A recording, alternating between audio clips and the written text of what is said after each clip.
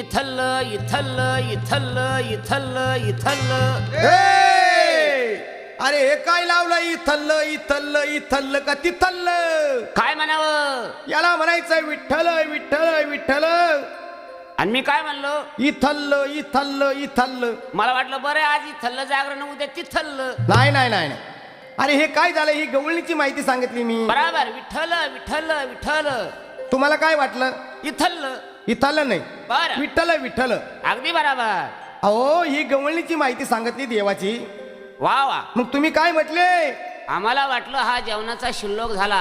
अहो तसं नाही, ही देवाची आणि गवळणीची माहिती सांगितली. तुम्हाला वाटलं बरं आपल्याला जेवण आलं तयार होऊन.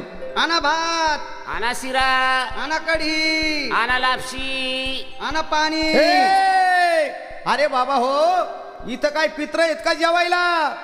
ही देवाची माहिती आहे. गवळणीची. हो.